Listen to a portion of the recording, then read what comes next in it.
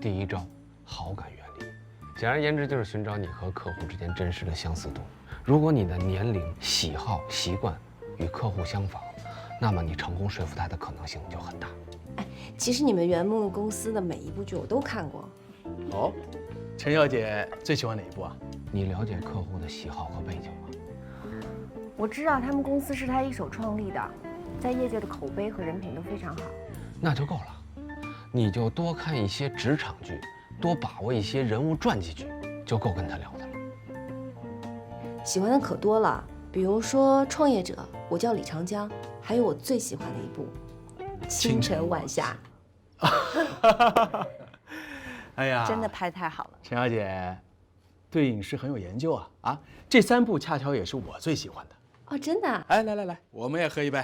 来，那我们陪一下。好，来，一个。来。哎呀，陈小姐既然这么有研究，莫非曾经是从业人员呀？第二招，权威原理，要把你的专长展现出来。就好比说你在给他讲趣事的时候，要表现出自己的专业性，但又不急着告诉对方你的职业。那不就是骗人吗？你要是想听我的建议，你就要信任我。我其实吧，就是喜欢研究故事，特别是探案题材的，我特别喜欢。那，要不给咱们大家讲讲？哎，昨天我就看到一个故事，特别有意思。等一会儿，我们大家边吃边听你讲故事。随意。来。白天呢，酒吧有4名员工，3名男员工被绳子勒死，唯一存活下来的呢是一个歌女。但是白天酒吧里是没人进去的，监控录像也没有拍到任何人进入的痕迹。到了晚上，保洁发现了这一切，并在5分钟之内报了案。但这凶手肯定是歌女了。但歌女是个盲人，歌女是盲人，杀3个人不太可能哦。说不定啊，这保洁是他干的，5分钟杀3个人，太难了。你都擦不了。其实刚好那天啊，酒吧停电，在警察到达现场的时候，发现歌女还在台上悠悠的唱歌，她好像觉得什么都没发生过。绳子呢就在歌女的脚边上。哟。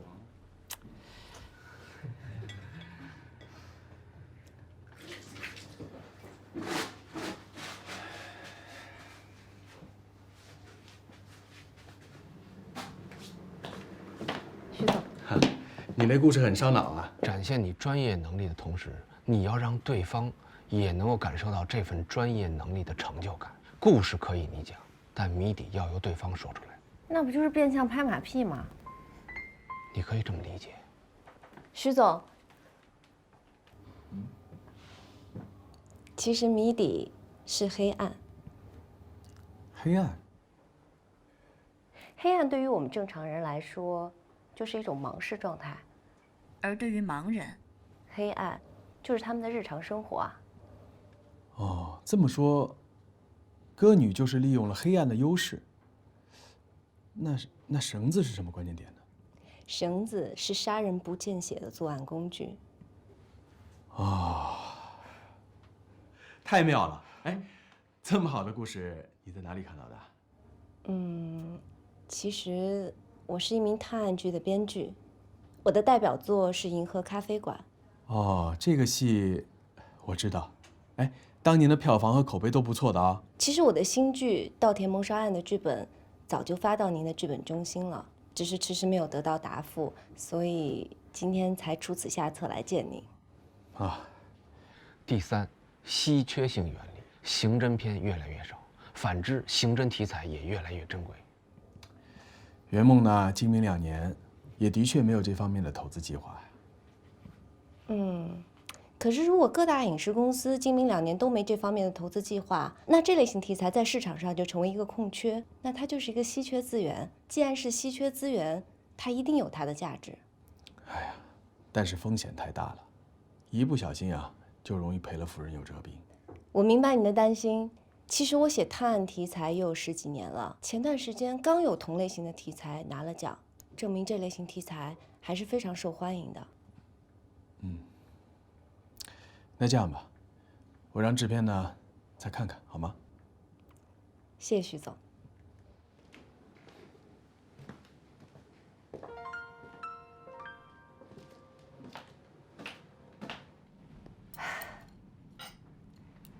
大家这案子破得怎么样了？我们正在进行热烈的讨论，您怎么看的呀？您对这个故事太烧脑了，是吧？等他回来让他揭晓答案。哎呀，大家等着你来公布揭晓最后的答案呢。我认为啊，肯定不是歌女干的。徐总认为呢？只要他在饭局上说出了你给他的谜底，就基本成功了。为什么呢？至少说明他对你这故事感兴趣啊。凶手就是歌女。酒吧停电，在这样一种一片漆黑的环境下，只有盲人才能自如的作案。他那个绳索，就是他害怕自己沾到血迹弄不干净而选择的杀人凶器。答案是怎样呢？完全正确。这么厉害吗？啊，你也可以当侦探编剧了。徐总，你太厉害了，智商多少啊？请问？大家客气了啊，客气了。不了不了。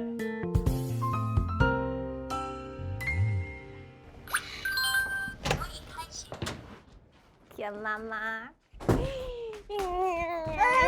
干嘛？哎呦呦，稻田有救了。徐总说他准备投资。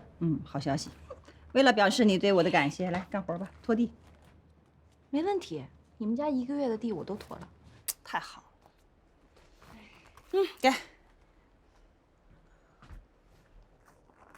哇，哎，周晨宇挺浪漫的。什么周晨宇啊？那是徐海峰送他的。徐海峰送的花？哎，徐海峰不错啊，徐海峰还会送花呢。你是不是考虑一下？什么考虑不考虑的？你们又不是不知道，就是为了双方父母，我们才。他不会以为见了我妈2次就当真了吧？其实我觉得你真的应该考虑一下，他对你又好，你们俩又有共同语言。对呀，从小一块长大，知根知底的，挺合适你的。你们这是干什么？你们把我赶出去有什么好处？哎，你能告诉我你为什么不喜欢他吗？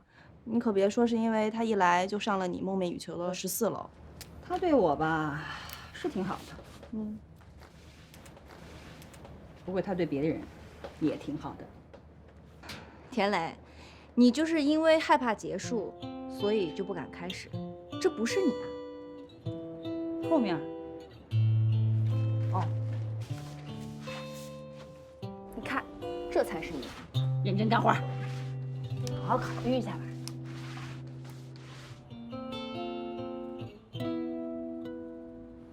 目前这些新项目都是事务所的大客户，希望你们能尽全力协助解决。大家有没有异议？我还可以。我还有一些旧案需要收尾，精力不够，所以这件事儿还是交给田律师来负责吧。啊，没问题吧？田磊，有问题吗？我没有，我可以的。那就这样，散会。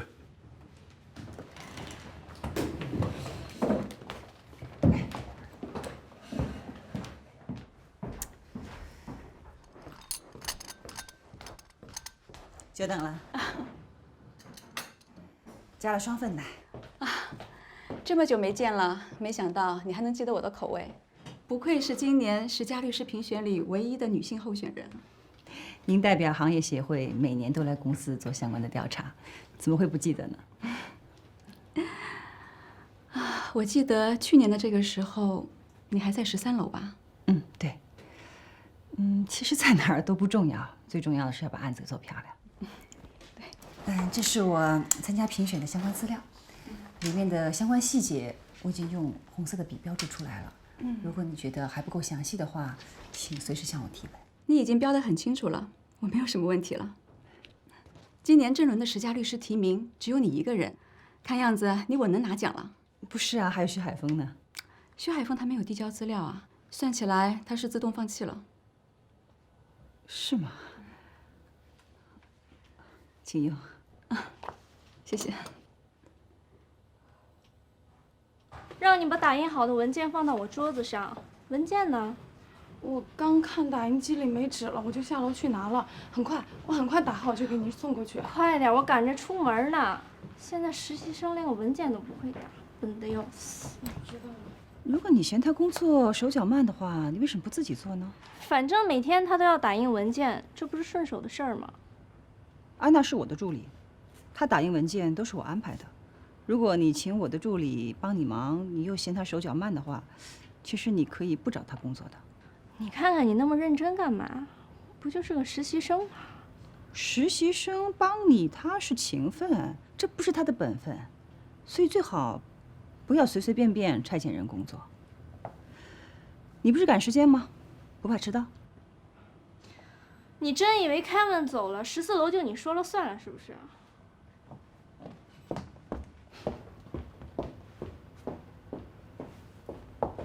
别看了，如果以后他们找你工作，你就说我已经给你安排事儿了，他们有意见让他们来找我。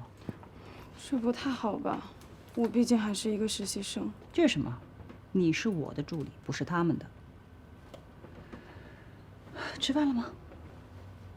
没有吃的话，一起吧，咱俩也好久没吃饭了。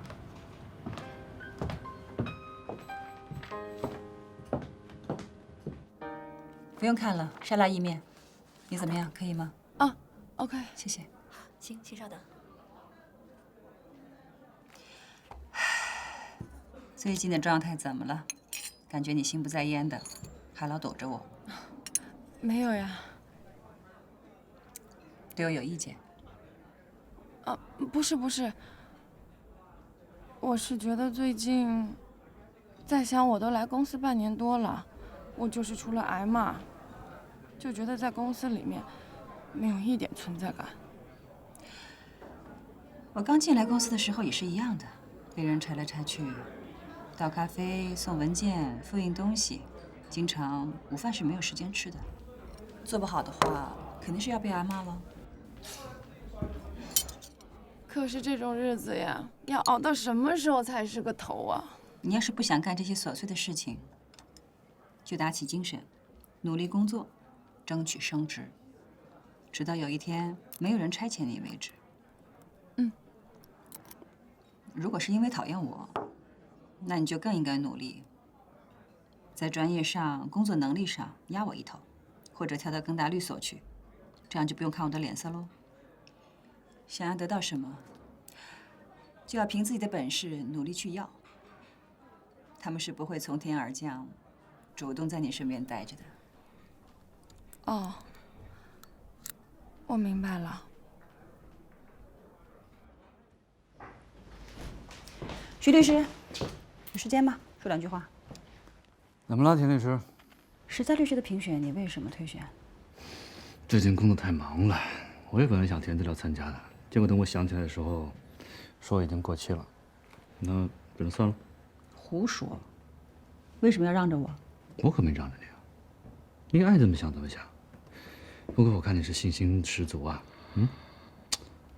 哎，你不会是因为我退出了，所以你也想退出吧 ？No， 我就是想说声谢谢你，因为不管怎样，这个奖我拿定了，都是我的囊中之物，我当之无愧。先恭喜你了。等会儿话还没说完呢。我问你，这几天我那助理安娜有点怪怪的，是不是跟你有关系？你这么一说，我想起来了，她前一阵还约我看电影、逛街呢。不过你放心，我拒绝了。这事儿我知道避嫌，有时间帮我劝劝她啊！年轻人容易在这种事儿上钻牛角尖。我还帮你善后是吗？他是你的人。晚上有空吗？想请我吃饭？哪次不是我请你吃饭？抱歉，我很抢手的。晚上有约了。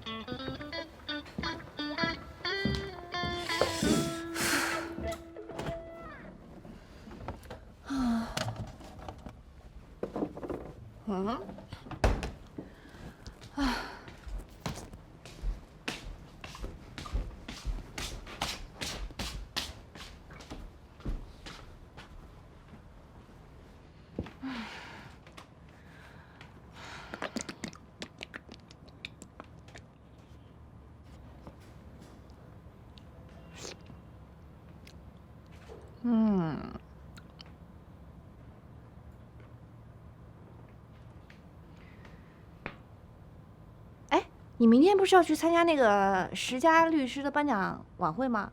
啊？怎么了？那你怎么一点都不兴奋啊？那你想我怎么样？翻跟头跳舞打滚儿？想想那个画面感，还是挺可笑的。可算交稿了是吧？那么嚣张，哼，还是你赶稿时候狼狈的样子看着比较顺眼。唉，你别说了，我的好日子也快到头了。我们稻田已经建组了，我下周就要去车墩开会。哼，丁诗雅，你一晚上盯着这电脑，电脑都快被你盯穿了。你陪我聊聊天呗。你在看什么呢？松江有个新楼盘要开了，我想明天去看看。什么楼盘啊？你过来看看。这个，哇，不错啊。嗯。嘿，我明天正好有空，我陪你去。真的？真的。好呀。丁诗雅同学，我说过了。丁诗雅同学，我说过了，你把你的钱干什么不好？非要贡献给地产商吗？但我不能在你这儿蹭吃蹭住一辈子吧？为什么不行啊？我是你姐，你就算没钱了，我养你一辈子啊。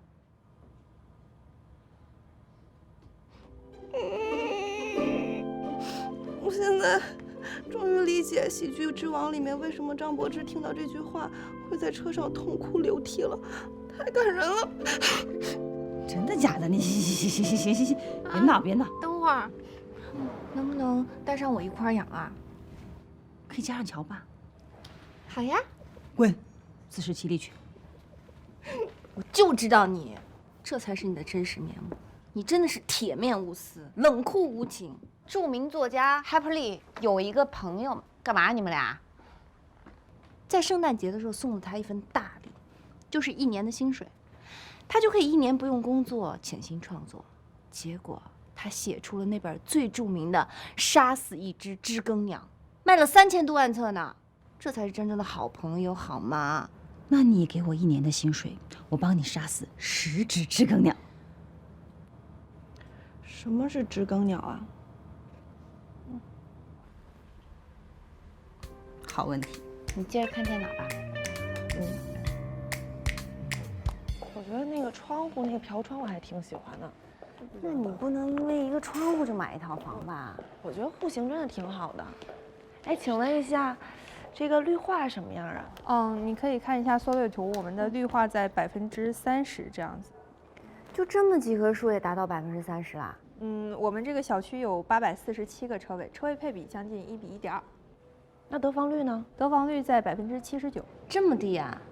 也就是说，一套100平米的房子拿到手以后才不到80平。是这样的。价格呢？价格是4.5万，然后首付3成。现在松江的房子就这么高了？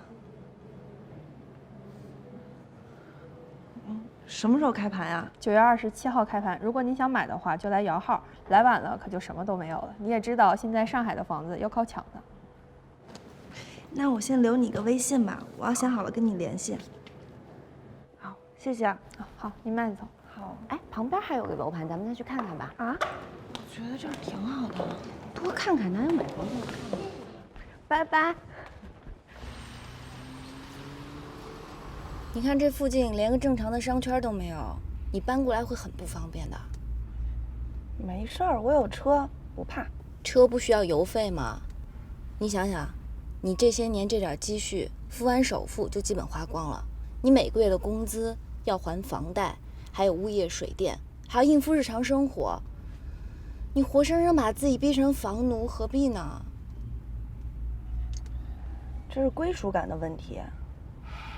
每个人都有自己的执念，你就比如说我姐，她的执念就是当上权益合伙人，你的执念就是拼死拼活的要写出口碑、票房双赢的电影，而我呢，就是想在上海有个家，有一个真正属于自己的小天地。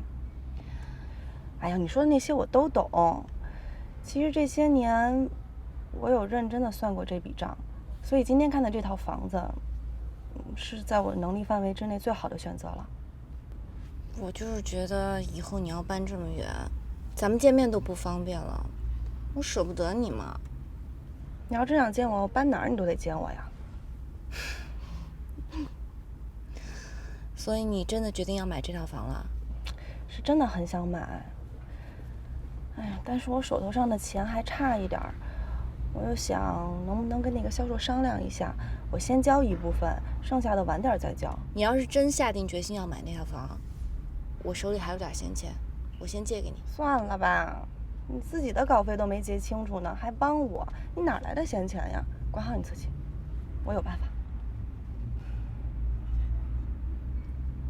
哦，对了，我等会儿先回趟店里，我把你先送回家。我还有点别的事儿，你要不然把我放味道吧。好。国际期刊《人类神经学前沿》有一篇关于验证爱情的研究报告，从而观察他们大脑在恋爱和非恋爱状态下的区别。研究表明，人一旦失恋的话，尾状核区域的这个活跃程度就会明显的降低。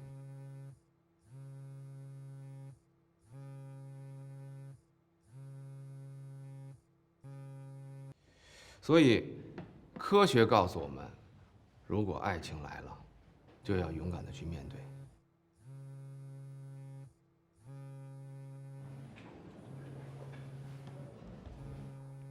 魏教授，您就接吧，我们都不会说的。现在啊，不用扫描教授的大脑也知道，教授的爱情来了。安静，安静。你做的菜是越来越好吃了。哎呦，魏老板来了。干嘛不接我电话？你打那么多电话干什么呀？我正上课呢，成年人的电话礼仪你不懂啊？哦，你上课啊？我以为大学都已经放寒假了。下周才放呢。再说了，你们剧组不是下月底才开机吗？你这么着急找我干什么？是下月底开机，但是徐总的资金已经到位了，我们还要重新修一轮剧本，所以下周陪我去当车墩呗。什么？第一，你早就答应过我当剧本顾问的；第二，你下周不上课；第三，我提前1周跟你说，你应该有时间调整你的时间，这符合成年人的社交礼仪了吧？综上所述，你没有拒绝的理由。跟我这么长时间，逻辑思维多清晰。别废话，去还是不去？我规划一下我的时间，啊，但有一点我要说啊，从心理学上讲啊，这个亲密关系的基础在于相互信任，我觉得你对我还欠缺一些信任。谁跟你是亲密关系啦？用词逻辑严谨一点。就这么定了吧，下周车墩见。我现在去买日用品，下周见啊！走了，老许。哎，回见啊！哎呀，真是一物降一物啊！小声点儿。魏教授啊，认识这么久啊，还是第一次看见你吃瘪啊！你跟露露真的是天生一对儿啊！去，一边待着去。那就麻烦你们两个下次聊天的时候换一个地儿，别在我这儿撒口粮，恶心。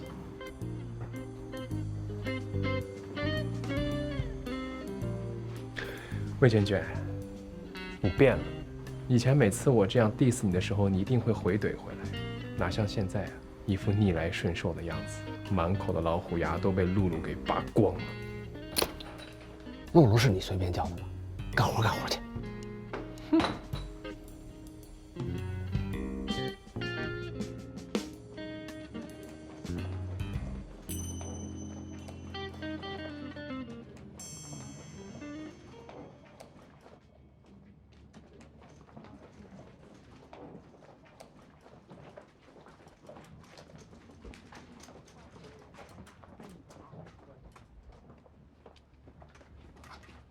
恭喜田啊！谢谢谢谢，好久没见了。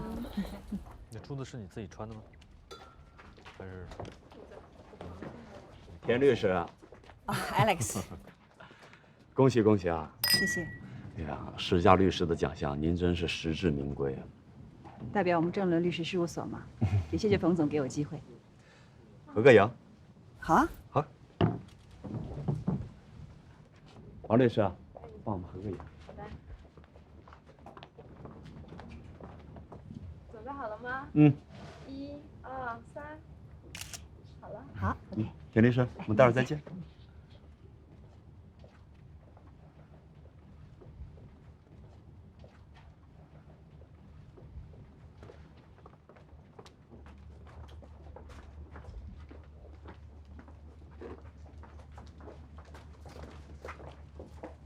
那说好了，到时候你一定要来。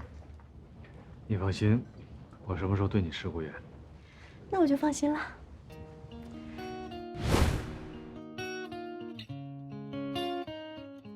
你这个人啊，还真是点都没点。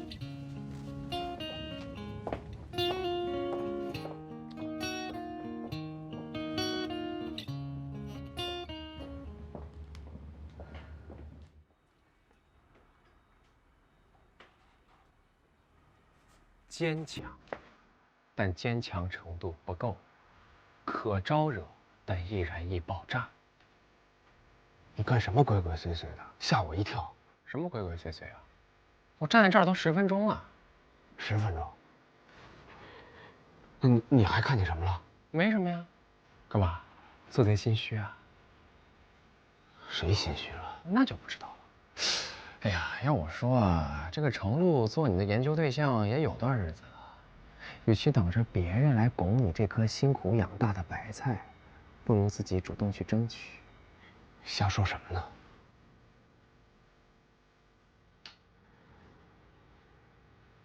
你今天没活干，闲的你啊！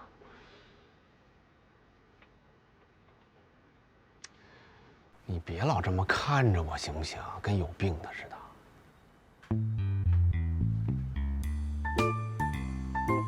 行了，我明白，我明白。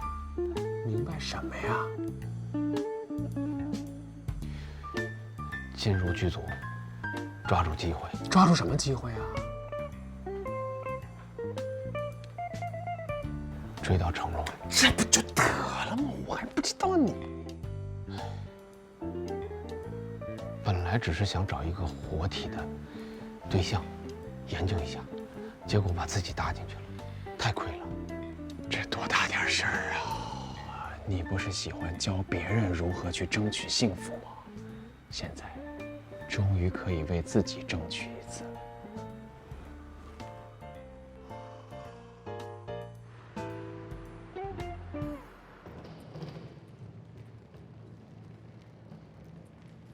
喂，你好。剧组的，身份证出示一下。大床房。稍等一下。带你感受一下剧组生活，但这几天你得听我安排。放心，用不着你交代。是啊，你是一言九鼎。当然了，我多守信用啊。顶嘴的顶。你要再这么说，我就回去了。你开玩笑嘛？剧组的房间在3楼，这是2位的房间。好，谢谢。2位的房间什么意思啊？哎，怎么就1张房卡？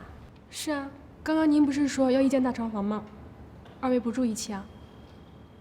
哦，不，再帮我开1间吧，谢谢。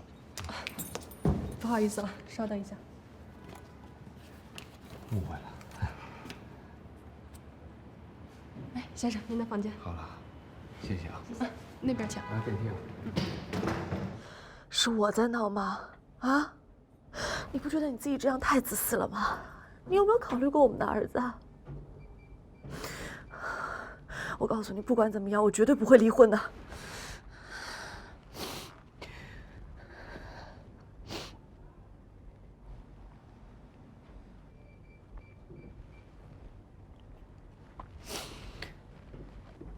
周姐，我刚来剧组报道来了。哦，那个剧本修改好了吗？已经修完最后一稿了，就等今晚开会。那挺好的，你抓紧时间把修改方案整理一下。我现在跟刘导要开个会，有时间的话你就一起过来。周姐，其实你刚刚在那打电话，我不小心听见了，没出什么事儿吧？哦，没什么事。我知道我可能帮不了什么忙，但是如果你愿意的话，可以找魏叔聊聊，他是心理学专家，可能会有一些独到的见解。再说吧，你这一路上挺辛苦的，赶紧休息。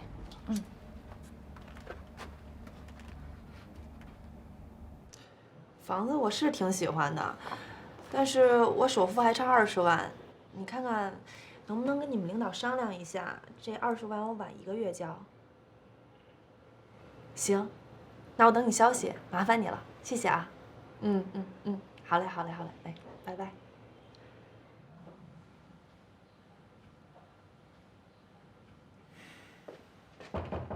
进。你今天怎么这么早啊？是啊，我这没什么事儿，我就先过来了。行，那等我下收拾一下，咱们就走。行啊。要买房子啊？哦，我上周去松江那边看了，有个新楼盘还挺好的，但还没完全考虑好呢。OK， 走吧。嗯。哎，你这儿如果有什么事儿的话，你可以跟我说，可以帮你。你帮我什么？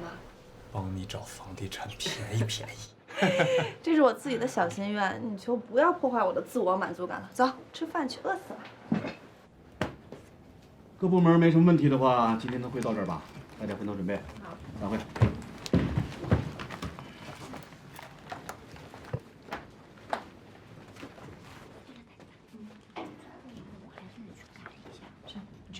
那我们先走了。啊，好。魏教授，麻烦你留一下吧。哦。婷婷，婷婷。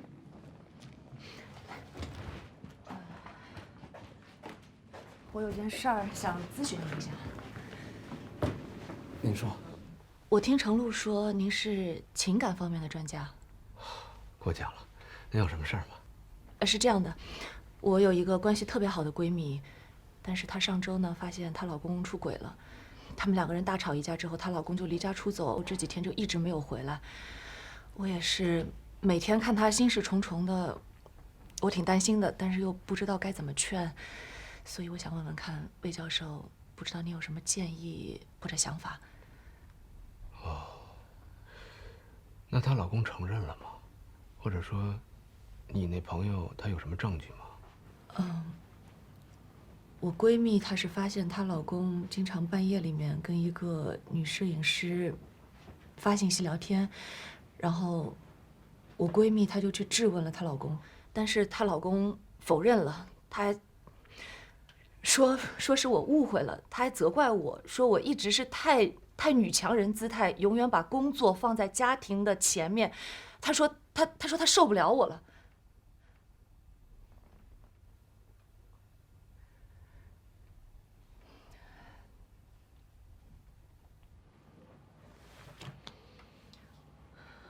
好吧，我老公坚持要跟我离婚。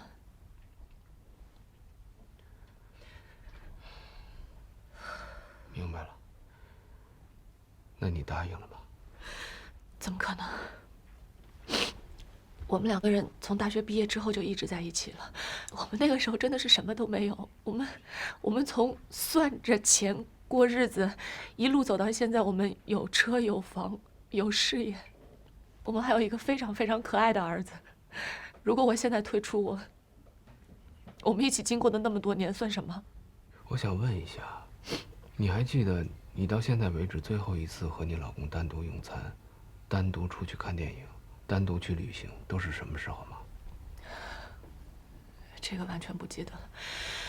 你看我现在这么忙，我每天我连睡觉的时间都不够，我不可能有时间跟他去什么吃饭、旅行的。可能就是因为你太忙，疏忽了对家庭的照顾和对他的关心。这点我承认的。但是我做这所有的一切是为了我自己吗？为什么没有人理解我？那如果他要以这个作为他出轨的借口，这是不是太不公平了？魏教授，那我想问您一个问题啊，如果婚姻当中没有了忠诚，还能不能走下去？人到中年，爱情慢慢就转化成亲情了，生活也会越来越趋于平淡，越来越公式化。很多夫妻都会出现感情交流的问题，往往在这个时候，婚外情就变成了逃避现实的出口。如果你真的想挽回这段感情的话，你一定要想办法找到你们的问题所在，然后再鼓起勇气去弥补它，去修复它。你说他出轨了，我要是说我不恨他，那肯定是假的。但是我现在还是会想到他的好，而且我就算是不为了我自己吧，我为了我儿子，我想要在最后努力一次。没错，孩子是你们中间交流的桥梁，在一段失败的婚姻里，没有谁能够全身而退，双方多少都会受到伤害，所以我建议你鼓起勇气，想办法和他去交流。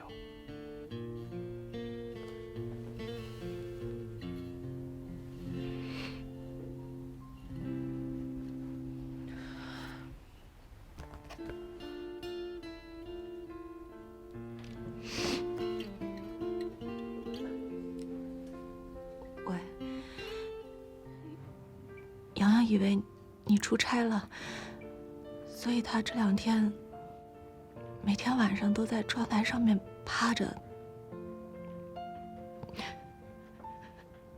他想等你回来。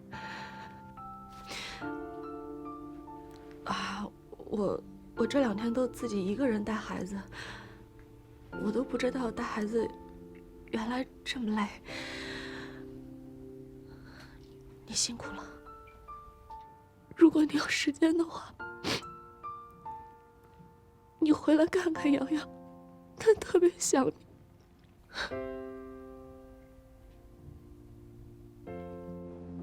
我还是想不太明白，如果在婚姻关系中有一方不忠诚的话，为什么还要维系这段感情？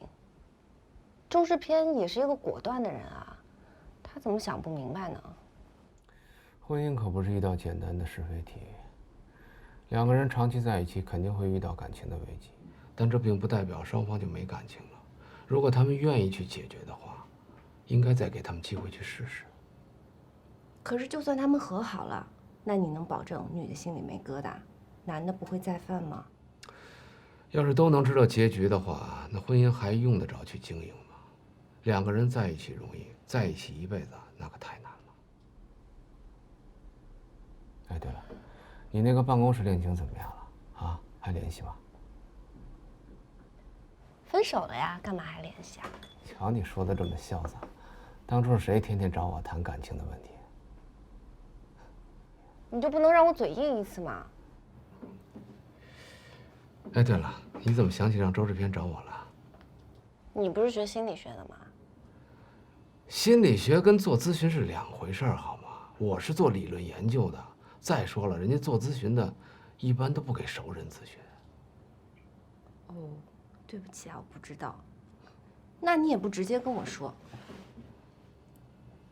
我不是答应帮你了吗？说的好像你对我都有求必应似的，你可没少怼我。那我也从来没拒绝过